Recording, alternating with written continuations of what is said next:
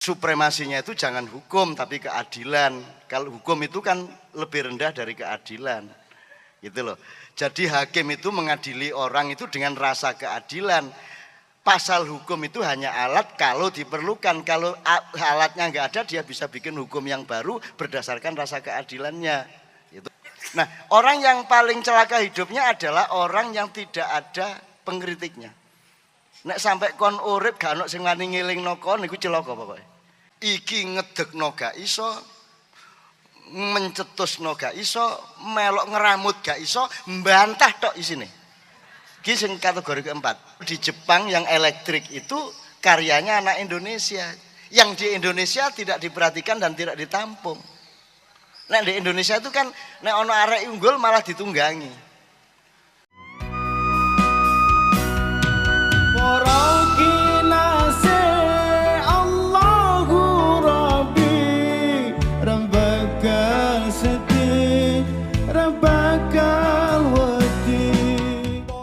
Ini namanya musik bak.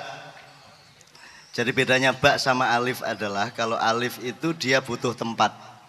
Tapi kalau bak dia menyediakan tempat. Bener nggak? Bener nggak? Jadi kalau Amerika itu dia butuh negara-negara lain untuk eksis. Maka dia menjajah ke sana kemari, memilih presiden yang bisa diatur-atur sama dia. Gitu ya. Karena dia alif, dia egosentris. Tapi kalau bak itu seluruh dunia ditampung, dipangku, digendong, tak gendong gitu, kemana-mana itu ya. Mbah Surip 2,5 tahun sama Kiai Kanjeng, makanya mbok ibu itu lebih tinggi derajatnya daripada bapak, betul enggak? Menurut Rasulullah ibu baru bapak, karena beliau bak sampean alif. Alif ganok bae matek kon ya. Ya ta gak? Kok otong-otong rono rene ganok bae. Wes. Nek bak tenang ae, alif kudu nyambut gawe cek iso tegak. Nek bak karinge tok dadi. Bak aja muring-muring sampean. Ya, maka kalau kita ngomong keunggulan sekarang, sebenarnya yang unggul itu alif apa bak? Ngono lho Pak ceritane Pak. Ah monggo. Nek cara Jawa ana cara Jawa Timur, di Jawa Tengah kurang populer jenenge wis ngene lah nek ana apa kuwi disendoki ae. Karepe ya apa? Disendoki iku lak ana panganan di sendok. Sing ndek ndukur panganane, sing ndek nisor sendoke. Janjane sing unggul iku sing mengendalikan iku sing ndek ndukur ta sing ndek nisor. Sendoke. Bae iku lak sendoke ya. Nah itu mungkin pengertian dari pens ini bukan seperti itu, tapi nanti kalau sudah bermasyarakat, berkebudayaan, kalau sudah urusan-urusan negara dan dunia, Anda harus mengenal bahwa sesungguhnya Anda harus bertanya kembali sing unggul iku jane sing ngebak-bak inggon apa sing ngekek inggon, kan gitu ceritanya. Nah monggo Pak sakniki menuju peradaban unggul itu kita elaborasi bareng-bareng. Ya, matur nuwun Cak Nun. Jadi menyambung yang tadi setelah kita bekerja dan berkarya sinergis. Kemudian secara institusi kita ini kan punya kabel tadi dengan Kementerian Pendidikan dan Kebudayaan yang visinya adalah dengan pendidikan itu bisa membentuk peradaban unggul. Nah, kita harus bisa mendukung di situ. Nah, yang kita inginkan dengan peradaban unggul itu adalah kalau boleh kita bagi gitu ya. Misalkan generasi itu, ini saya membaca dari bukunya Pak Nuh itu ya. Jadi ada 4 generasi. Yang pertama itu generasi pendobrak. Kemudian ada generasi pembangun, terus ada generasi penikmat, kemudian ada generasi yang masa bodoh gitu ya. Nah, yang dimaksud dengan generasi pendobrak itu adalah generasi yang bisa menciptakan yang di luar biasanya. Misalkan mereka mahasiswa belajar secara rutinitas itu sudah biasa. Setelah lulus mereka kerja di kantor. Tapi yang bisa menciptakan sendiri satu pekerjaan, jadi sehingga dia bisa menarik teman-temannya untuk bisa bekerja bersama membentuk satu lapangan pekerjaan yang baru. Itu adalah bisa kita katakan sebagai generasi pendobrak, atau mereka yang di luar itu bisa berwirausaha di luar kesehariannya. Itu mungkin yang bisa kita katakan sebagai generasi pendobrak. Nah, kemudian yang berikutnya yaitu generasi pembangun tadi. Artinya mereka ya bekerja sesuai dengan bidangnya, sesuai dengan kemampuannya, berkontribusi untuk ikut membangun gitu. Nah, terus yang generasi penikmat itu ya generasi yang hanya mengambil atau menikmati keuntungan dari apa yang sedang terjadi tanpa adanya banyak usaha keras yang diberikan atau kontribusi keras yang diberikan, sehingga dia mengambil keuntungan dari sistem. Kemudian yang keempat adalah generasi masa bodoh yang sudah tidak mau tahu lagi kondisi dan keadaan di sekitarnya itu. Nah, yang diinginkan dengan peradaban yang unggul adalah kita ingin generasi-generasi kita atau para mahasiswa lulusan dari PENS ini bisa menjadi generasi pendobrak itu tadi.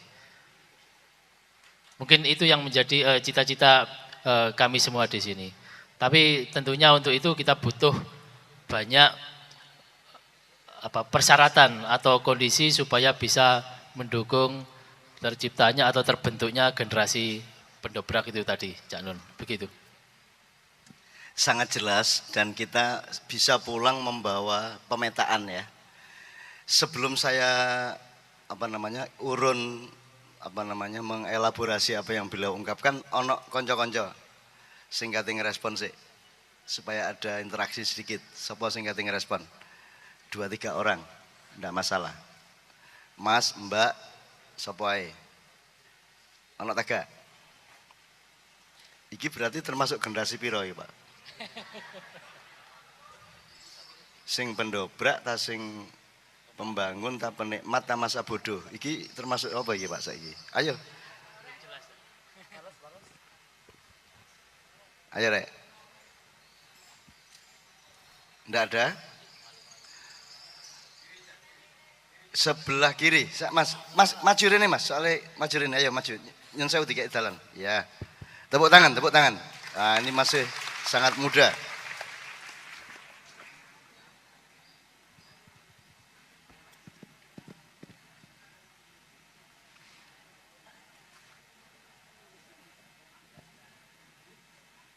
Bismillahirrahmanirrahim. Assalamualaikum warahmatullahi wabarakatuh. Yang sebenarnya saya mau tanya, Pak. Jadi respon saya ini seperti ini. Peradaban yang sebenarnya pada Indonesia ini seperti apa sih, Pak, sebenarnya?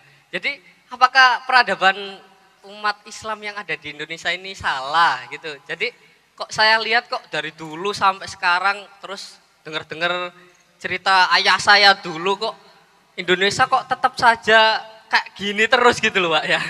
Jadi yang perlu saya respon adalah kira-kira peradaban Indonesia ini salah atau tidak, dan salahnya itu di mana, Pak, kayak gitu, Pak.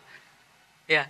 Terus kalau melihat tema kali ini bersinergi untuk peradaban unggul, kira-kira ada enggak, Pak, tujuan maksimal atau puncak dari peradaban yang diharapkan baik secara Muslim, baik secara Islam atau mungkin dari segi budaya itu seperti apa, Pak, kayak gitu, Pak? Oke, makasih, Pak. Oke, kalau masih ada lagi silahkan. Ya, silakan, Mas. Oke, saiki. Maju aja, Mas, cek ke angel, Mas ya. Sing lambireng maju. Saiki giliran Anda yang kedua, oke. Assalamualaikum warahmatullahi wabarakatuh. Terima kasih kesempatannya Cak Nun dan segenap jajaran PENS. Saya sangat tertarik pada apa yang diungkapkan sama Pak Nu barusan. Ada 4 generasi. Yang pertama, pendobrak, pembangun, penikmat, sama masa bodoh. Nah, Pak Nun sendiri menjabat Menteri Pendidikan dan Kebudayaan. Maaf, ini saya masih belum mengerti. Pendidikan kita ini mau diarahkan kemana? Saya misalnya ambil contoh SMK. SMK itu kan slogannya kalau nggak salah kan siap kerja. Nah, saya rasa mikir selama ini tuh kita tuh kita dididik hanya sebagai pekerja saja, bukan pendobrak tadi. Menurut saya untuk respon yang tadi seperti itu sih, Cak. Terima kasih. Oke, bagus. Yang ketiga, Mas silakan.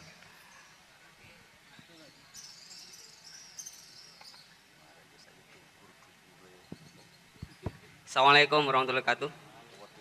Pak, saya Fausil dari sebelah Pak Madura. Salam besi tua, Pak.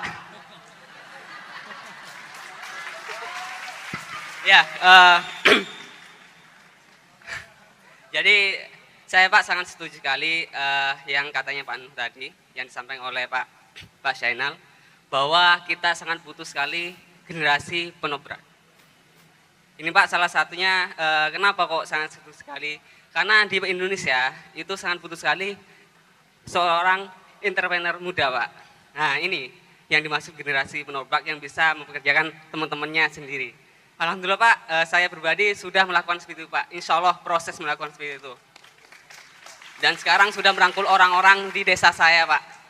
Sampang Pak Madura, salam di situ Pak. Jadi kenapa kok saya mengatakan seperti ini Pak?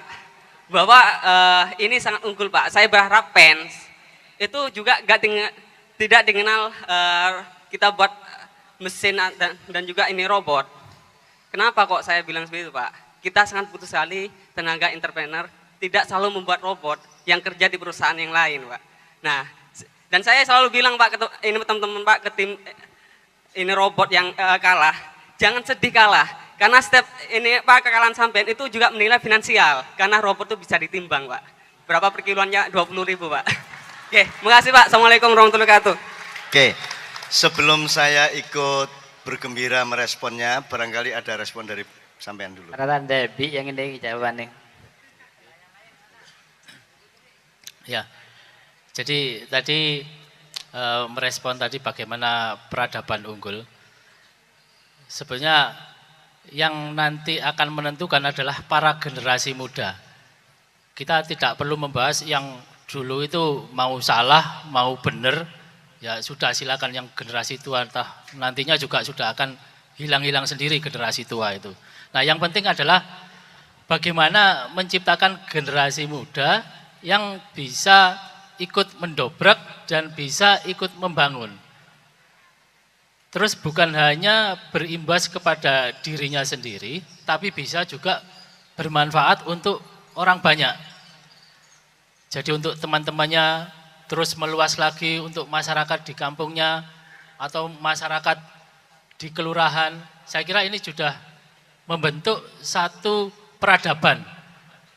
Mungkin karena tangan kita yang terbatas sehingga kemampuannya masih dalam lingkup kelurahan, masih dalam lingkup desa. Tapi kalau kita tularkan ini kepada teman-teman yang lain, insya Allah kan akan bisa meluas peradaban-peradaban unggul itu tadi. Mungkin saya melihat gambarannya seperti itu yang diinginkan oleh Pak Nuh itu. Nah, kemudian tadi yang merespon mengapa SMK tadi yang hanya diinginkan supaya bekerja. Nah, saya pikir kalau tadi kita kembali lagi ke tema kita di sini, di samping bekerja itu sebetulnya ada satu celah-celah untuk kita berkarya, untuk bisa membuat sesuatu yang baru. Tapi ini pun juga tentunya butuh proses ya.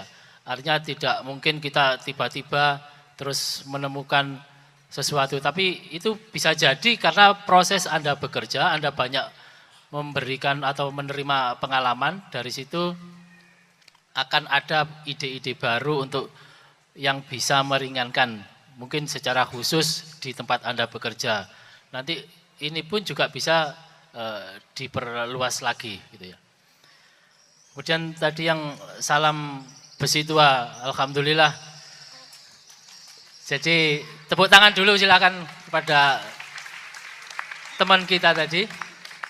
Jadi sedikit cerita bahwa dia berhasil membuat yang namanya kerupuk, tapi bukan sembarang kerupuk, yaitu kerupuk cinta, Cak Nun. Nah, dari sini kan sudah bisa menunjukkan meskipun dalam lingkup kerupuk, tapi ini bukan kerupuk yang biasa. Nantinya juga akan bisa berkembang lagi ke sesuatu yang lebih besar. At least atau setidaknya ada yang dia cita-citakan dan kemudian ditularkan kepada teman-temannya. Artinya ada jiwa entrepreneur di situ. Saya pikir ini sudah menjadi bibit generasi pendobrak tadi yang harus terus kita kembangkan. Saya pikir begitu, Cak Nur, monggo ditambahi. Oke, ini malam ini kita tidak punya cukup waktu sehingga tolong dicatat sebagai pointers ya untuk kita renungkan dan kita pikirkan sambil jalan. Saya kembali mulai dari yang Pak Nuh, kemudian pertanyaan dari 3 anak saya tadi. Yang dimaksud Pak Nuh kayaknya bukan generasi Pak, tetapi kategori atau kelompok-kelompok. Sebab kalau generasi itu dia hidup di waktu yang berbeda. Jadi kan gak ono kok generasi sini ndobrak kabeh, terus mari ono generasi sini bangun kabeh, ono generasi sini menikmati kabeh situ nih masa bodoh kabeh, nggak mungkin. Di satu generasi ada 4 golongan itu, kira-kira gitu Pak ya. Jadi di satu masyarakat selalu ada kelompok-kelompok sing bagian dobrak-dobrak, ono sing bagian bangun-bangun, ono sing bagian menikmati, ono sing kari enak. Masa bodoh pokoknya ono badokan dicokot ngono wis. Itu sing paling enak iki Pak. Jadi itu bukan generasi tapi kategori. Jadi mohon apa saja tidak akan menghasilkan produksi atau kreasi yang bermanfaat kalau cara berpikirnya sejak awal tidak tepat. Jadi kalau kita bikin terminologi itu harus hati-hati. Misalnya bikin pilar negara itu Pak yang sekarang yang kemarin diresmikan tuh itu cara berpikirnya salah, terminologinya juga salah. Gitu loh. Tapi nggak usah ngomong negara lah. Ini tadi 4 tadi itu golongan. Jadi setiap masyarakat selalu ada 4 iki. Kalau agak mikro Pak, biasanya gini. Misalnya di kantor sampean atau di kelas saja atau di satu kantor perusahaan atau kantor apapun biasanya ono papat siji sing bagian mencetuskan sesuatu. Jadi generasi pencetus. Jadi pikirannya kreatif. Golek sing nyar-nyar itu dalam Islam namanya mujtahid. Pekerjaannya adalah ijtihad. Gitu ya. Nomor loro iki sing mujtahid iki sing bagian dobrak sing bagian apa jenenge mencetuskan iki gurung karuan iso gawe, Pak. Dadi ana wong sing pinter mencetuskan saking pegele mencetuskan terus turu. Nah, tergantung sing ngedekno. Ana sing ngono iku, Pak. Ah, sing ngedekno iki mungkin gak tapek iso mikir tapi nek wis ana idene dhek iso gawe. Nah, jadi pertama generasi golongan pencetus, ada golongan pendiri. Nah, golongan ketiga adalah orang yang mencetuskan tidak bisa, mendirikan tidak bisa, tapi pinter ngerawat. Jadi misalnya pegawai se-Indonesia, iku gak kudu mencetuskan, gak kudu nggawe, tapi nguri-uri merawat yang sudah ada. Jadi ada generasi pemelihara, apa namanya? Kategori pemelihara, nomor 3. Nomor 4, bagian pendobrak, Pak. Iki ngedekno gak iso, mencetusno gak iso, melok ngeramut gak iso, mbantah tok isine. Iki sing kategori keempat. Pokok iku gak ngene kudune, gak ngene tapi dikon gawe dhewe gak iso. Nah, ada manusia tipe itu dan itu jangan dibuang. Ini sing bagian antitesis, bagian antagonis. Memang dia fungsinya itu nek mbantah iku mang. Kon gawe dhewe gak iso tapi pokoknya nyacat bendino. Wah kurang asin. Wah iki kakan kemiri. Wah iki jadi gitu. Memang ada manusia yang seperti itulah, sampean harus bisa menempatkan. Jadi gajilah dia, kongkon ngomong seminggu pisan mari ngono tutupen cangkeme nganggo lakban. Dia digaji khusus untuk ngeritik.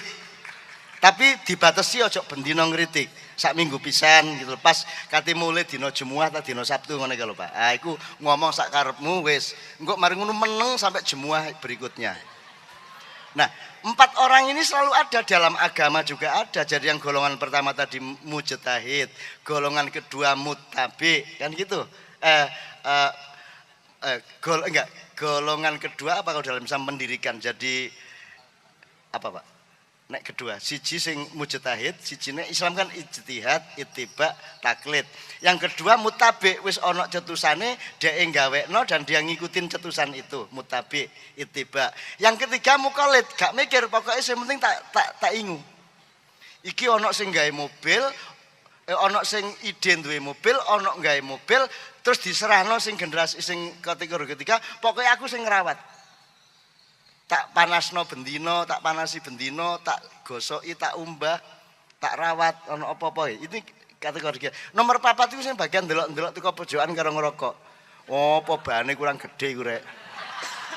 Ya apa kenal potek kok kebul-kebul ireng iku lho. Kudune metune iku tis-tis air. Lah ngono ah. Ha iki sing bagian ngono ancene. Jadi memang di Lauhul Mahfuz iki ancene bagian di buku sing penggaweane nyacat tok. Terus nek kon iso nyacat tok gak iso lho ancane aku iki penggaweanku nyacat aku iki lho ya apa sih manusia itu ada pembagian tugas masing-masing ngono ya. Nah ini Pak, nah jadi bukan generasi tetapi kelompok. Nah kalau generasi tadi adalah keempat manajemen terhadap 4 kategori tadi itu semakin matang sehingga semuanya bermanfaat satu sama lain. Sebab kalau tidak ada yang ngeritik juga bahaya. Bayang orang arek wedok gak tape ayu tapi mergo dheke wong gede anake bos gak tape ayu gak ono sing ngandani nek dheke gak ayu.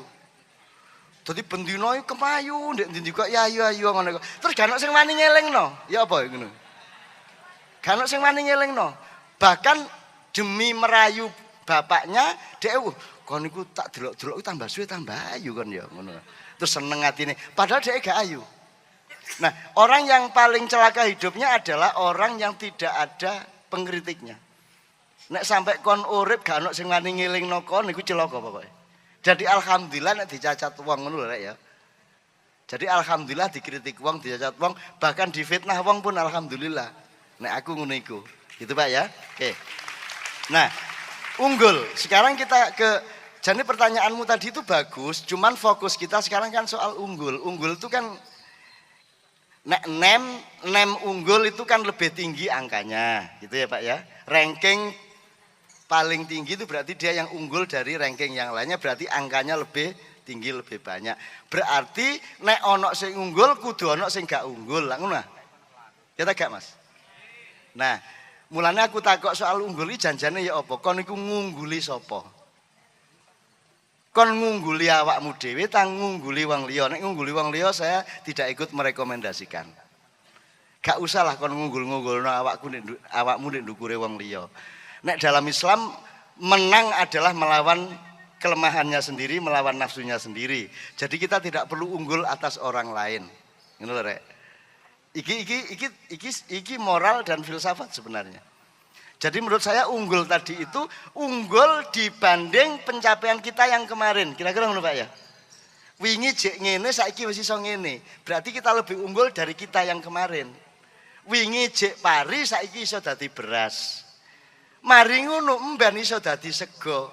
Mben dawa iso sego goreng, sego kebuli, sego gore, sego apa meneh Pak?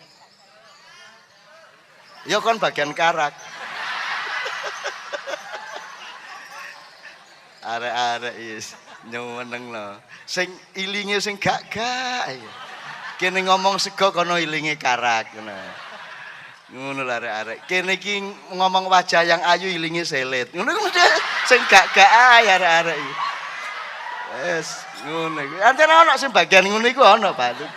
Itu kategori keempat. Tapi itu manusia yang paling mulia di dunia. Kan mergo gelem sing bagian elek-elek ngono kan.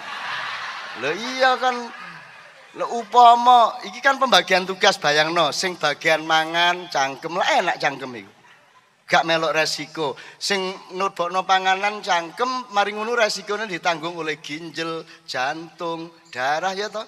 Cangkeme dhewe gak masalah sampai tuwek jek tetep oke ae. Padahal dhewe sing gawe perkara iku.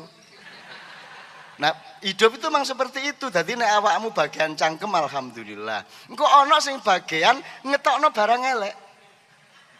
Ana menungso sing ngono iku, Pak.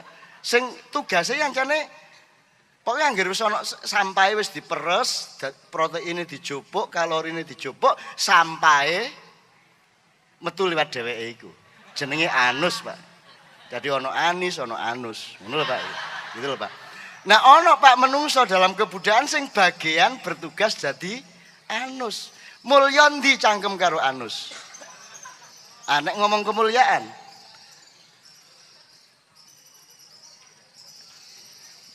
Yo, masing-masing punya keunggulan. Sehebat-hebat anus gak tahu dileboni panganan. Sak hebat-hebatnya cangkem gak tahu ngetokno tae. Jadi nggak bisa dibilang unggul. Jadi ngomong unggul itu harus hati-hati, karena kalau teorinya Allah, faddalallahu ba'dun ala ba'din, setiap hal itu memiliki keunggulan atas hal yang lain. Erung ojo dibandingno karo cangkem. Beras ojo dibandingno karo nek beras karo karak dulur. Beras karo jagung, jagung iku yang ngono iku, beras iku yang ngono iku, aja ngerasa luwih ampuh. Gajah ya sak ngono iku, tikus ya sak ngono iku, aja gajah terus nggak bagusi cilik kon ya aku gede. Gak, tikus yang jane sak ngono iku, gak gede gak cilik ya sak ngono iku. Nah, sing garai wong yang membuat orang itu bertengkar karena ada konsep unggul. Sehingga didik kepingin ngungguli koncone, kepingin ngendas-ndasi konco-koncone. Jadi unggul itu sudah kita catat tadi, unggul atas pencapaian kita sebelumnya. Kira-kira gitu Pak ya. Jadi kita temenan soalnya nih Pak. Saiki aku tak takon arek-arek, tak ngecek Pak ya. Tak ngecek. Jadi sampean ngerti ya, ada Abu Nawas ngerti Mang Ilahilas ngerti ya. Terus ada Nasruddin Hoja. Kalau Abu Nawas itu hidup di zaman Harun ar-Rasyid. Khalifah Harun ar-Rasyid. Kalau Nasruddin Hoja itu sufi juga, lucu juga, dahsyat juga, hidup di zaman Timur Leng. Jadi Timur Leng itu sebagai penguasa penjajah selalu butuh Nasruddin Hoja untuk diajak ngobrol bendino. Pada suatu hari Timur Leng tahu Timur Leng dalam sejarah ini predator besar sejajar dengan Genghis Khan, gitu. Timur Leng kan medeni temen iku wonge. Bayangno negara dijajah Timur Leng iku. Dan itu di masa Nasruddin. Nah, Nasruddin kudu ngladeni Timur Leng. Misalnya Timur Leng nek takon ngene. Nasruddin,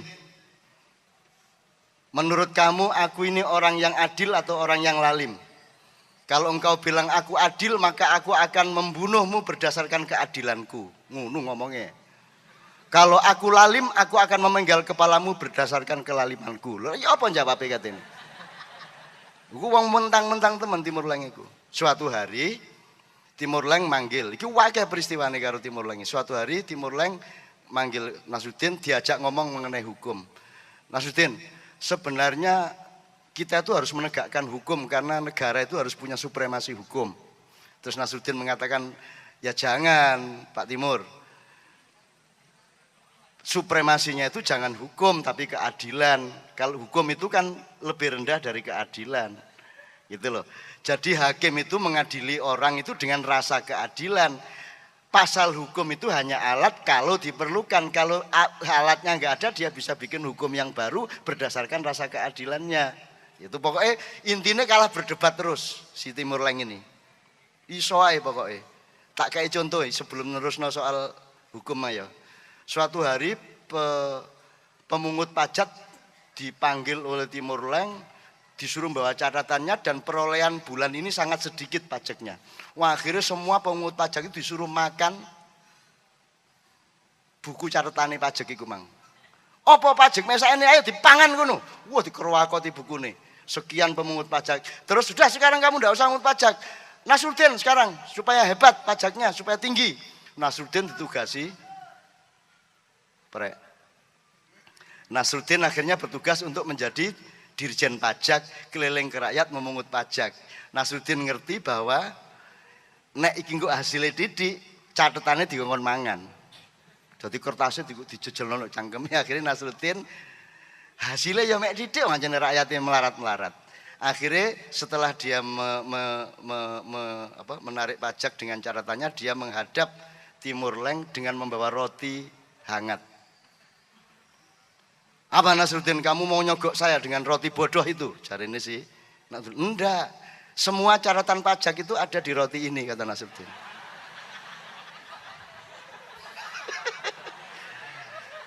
Saya ini sudah tua, kalau harus makan kertas itu enggak kuat, jadi semua catatannya saya pindah ke roti ini. Nah, akhirnya jadi kan dihukum mangan roti lah. Nah, itu Nasruddin ngono rek. Oke ya, saya teruskan soal hukum. Karena kalah berdebat akhirnya ini soal keunggulan, Pak. Karena kalah berdebat akhirnya gini aja Nasruddin, kata Timur Leng. Kamu dikasih 2 pilihan, milih yang mana? Kamu milih kekayaan dalam hidupmu ataukah kamu milih kebijaksanaan? Nek kon ngono milih apa kon? Milih kekayaan apa kebijaksanaan?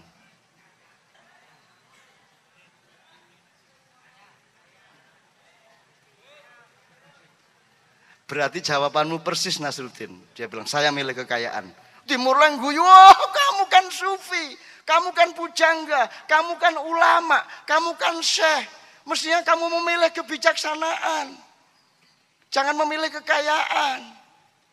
Buat diurung-urung Nasruddin. Terus Nasruddin balas, kalau Bapak Timur Leng milih apa?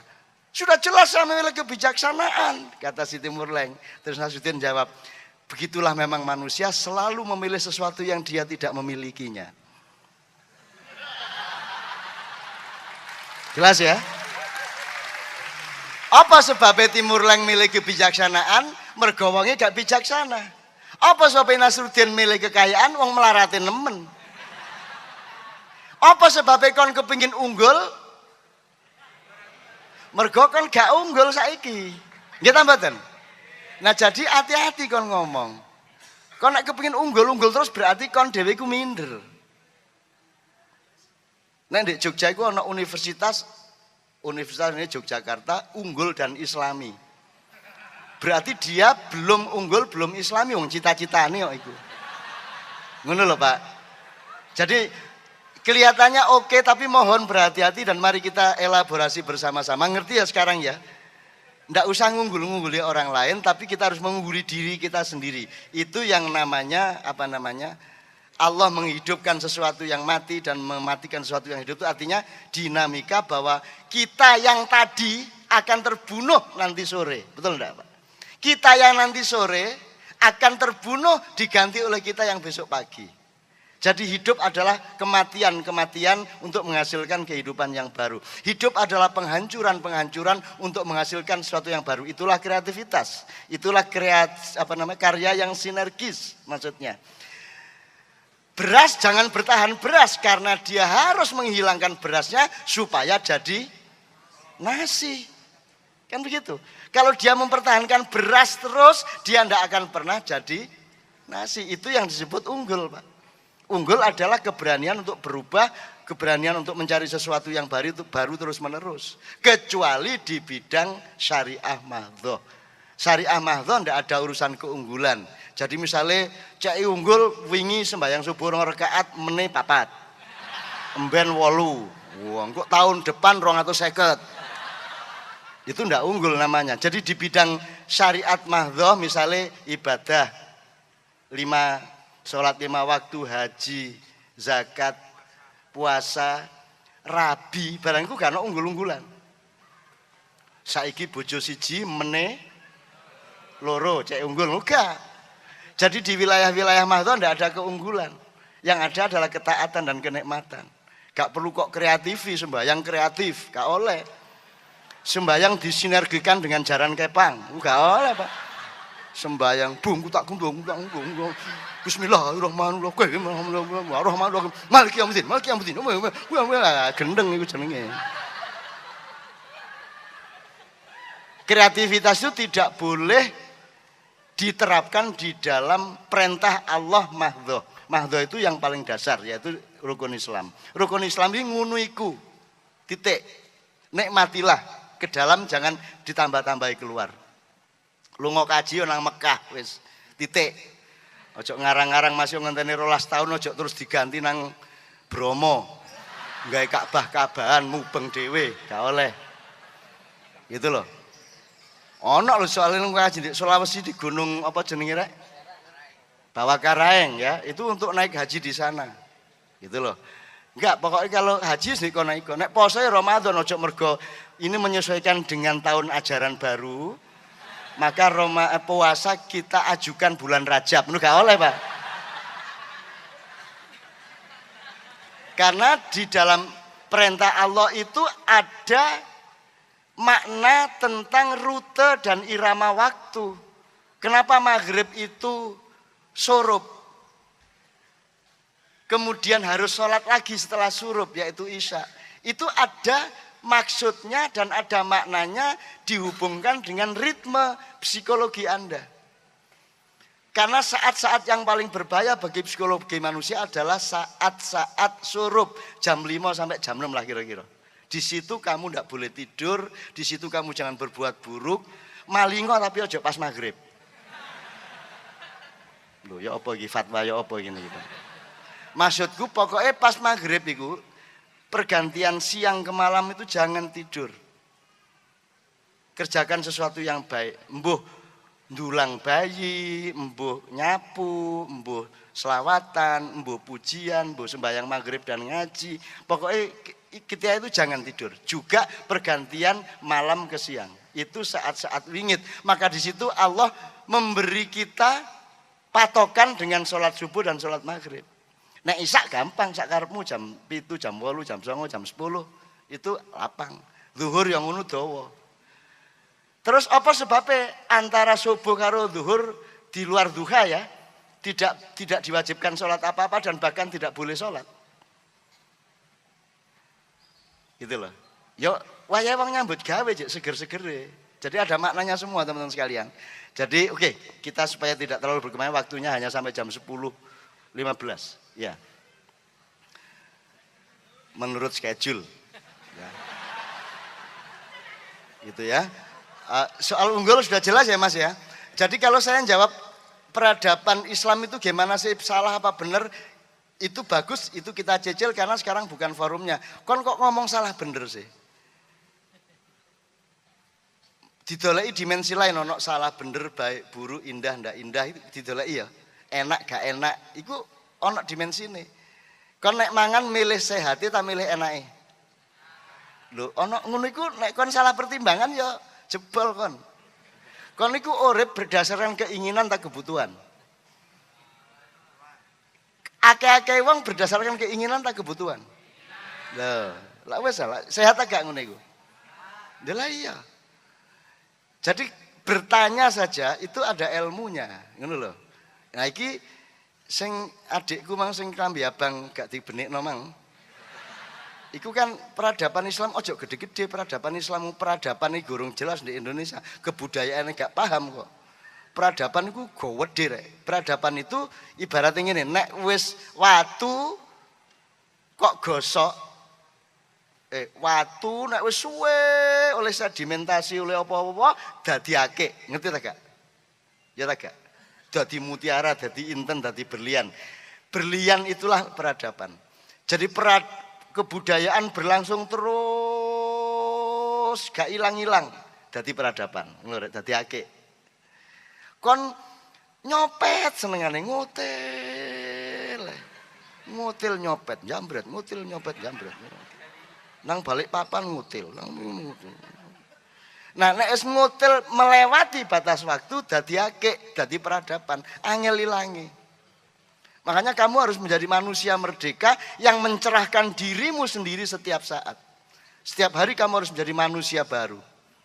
Itulah sebabnya Allah setiap hari menyuruh kita mengucapkan ihdinas siratal mustaqim, karena anggitmu nek kon wis dadi wong Islam terus wis mustaqim ngono. Enggak ada, hidup itu dinamis. Anggit emang kalau sekarang juara Juara champion apa champion? Real apa? Real Madrid. Itu juara beneran apa juara waktu itu?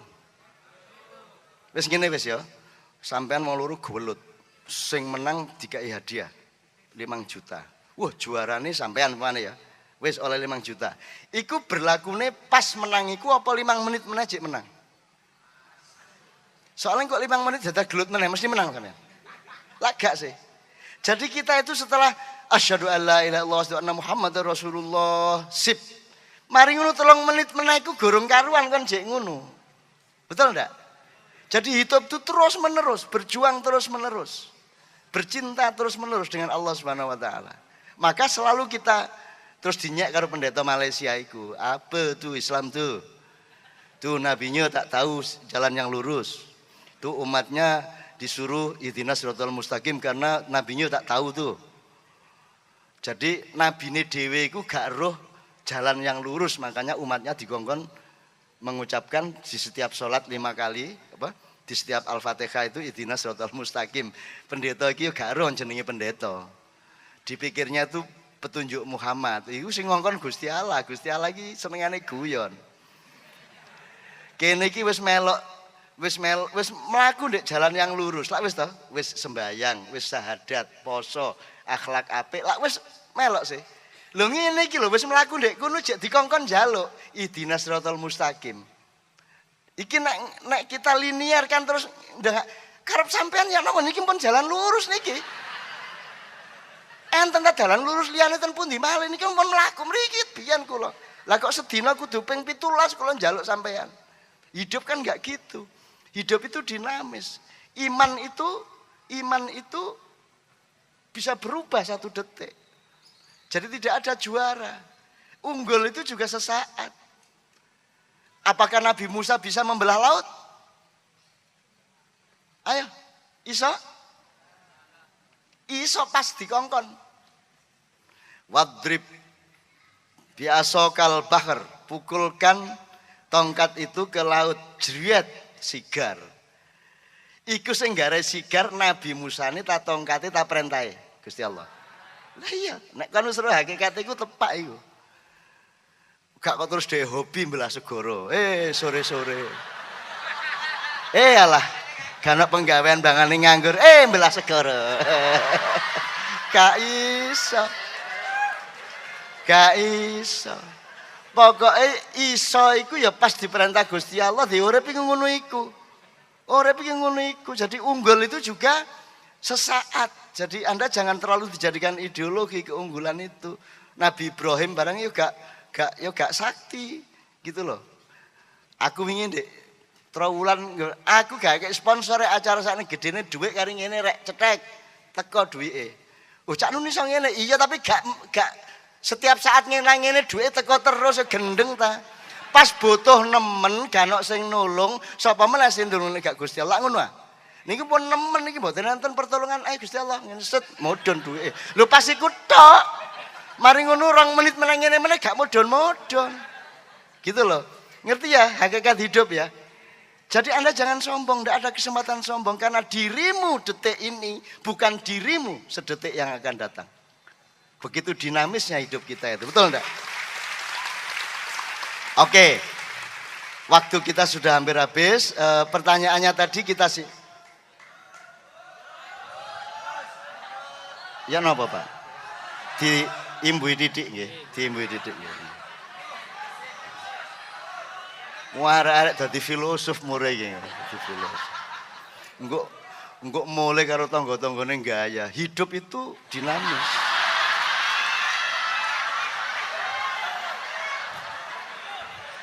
Pas rondo ngono langsung.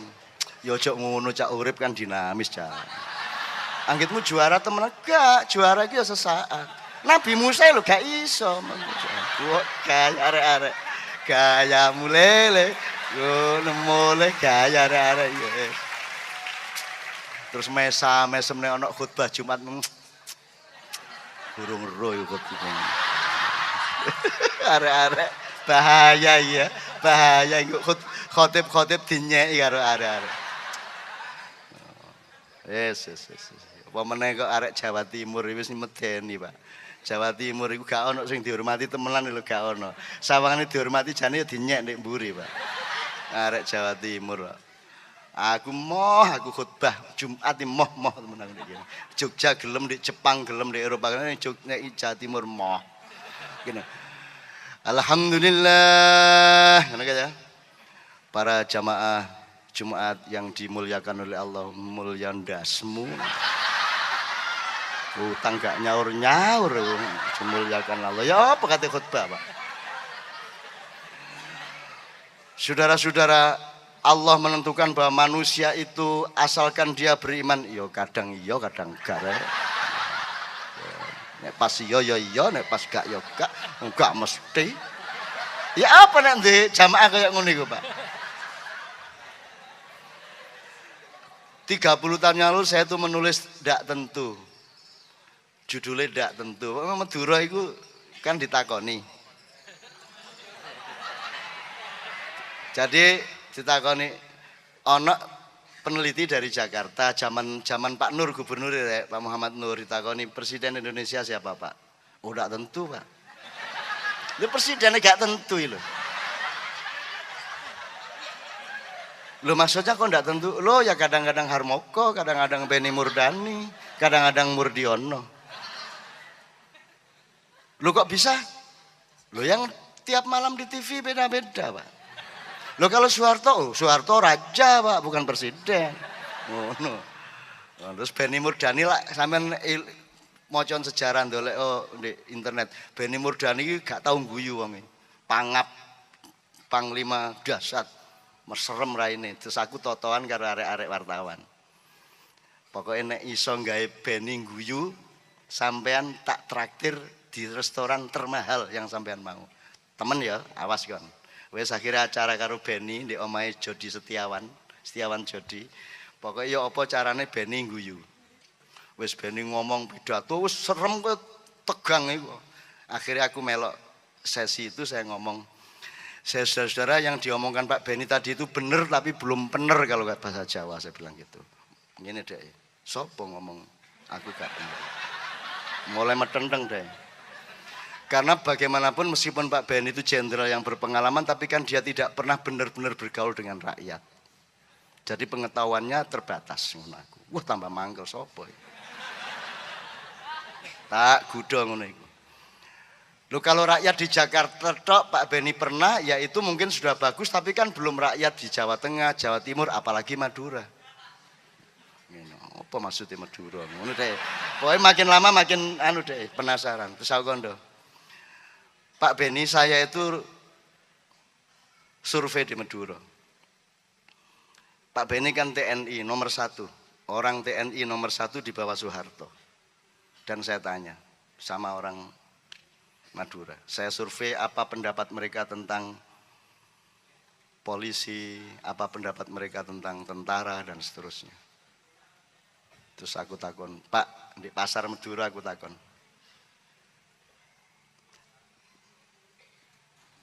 Polisi ya nopo sampean nek Madura ning polisi. Polisi. Kerjanya nyegat-nyegat orang naik motor. Kerjanya kalau kita lapor kehilangan kambing minta sapi. Ngono mesti ron jawab. Pokoke dielek-elek kabeh. Kalau pegawai negeri, pegawai negeri ngomong Pancasila, tapi tidak tahu Pancasila. Pancasila kok ketuhanan yang Maha Esa. Pancasila itu 1 syahadat, 2 sholat, 3 zakat, 4 puasa, 5 haji. Pegawai negeri tidak tahu. Boy saya elek kabeh. Kalau tentara, ngono aku takon. Kalau tentara gimana? Oh tentara baik, Pak. Abeni mulai ngene deh. Kok tentara baik ya? Ngono Abeni. Loh kok tentara baik? Loh tentara tuh baik, Pak. Se-Indonesia tuh tentara baik. Yang ke Madura sini tentara semua baik, Pak. Cacatnya cuma 1, Pak. Kalau pemilu itu sepatunya suka mampir di hidung saya, Pak. Benny guyu kan ya. Wah mangan aku pesta guyu Benny kan nek mesem guyu. Sepatunya mampir-mampir di hidung saya, Pak. Kan maksudnya disaduk raimu itu. Lho wong Madura itu menghaluskan disaduk itu lak kasar. Cek halus sepatunya mampir-mampir di hidung saya, Pak. Ngomong apa tutuk ngono iki marek. Ini yang disebut bak tadi, bak. Jadi ini musik yang ingin mencoba menjadi bak. Seluruh fenomena musik dunia itu dimuat, ditampung. Jadi Melayu dibunyikan, Jawa dibunyikan, Barat dibunyikan, Arab klasik dibunyikan. Mereka pentas di Mesir, di London, di mana-mana menampung semua fenomena. Di Belanda juga pentas dengan lagu-lagu Belanda tapi digamelankan. Jadi orang Indonesia itu memiliki kemungkinan terbesar dibanding negara-negara dan bangsa lain untuk menjadi huruf ba. Gitu loh. Ya liane ya iso, cuman tidak seluas kita, tidak sefeminin orang Indonesia. Wong Arab kate nembang wis diapa-apakno ya tetep angel. Wong Amerika nembang, wong Amerika apa wis anjas moro ari mami gak iso, diapa-apakno gak iso. Nek kene iki kate Barat gampang, kate Arab iso, kate Turkian iso, kate Eropa, Afrika, Amerika Latin, sak dalan-dalan arek ngamen-ngamen lagu Amerika Latin iso.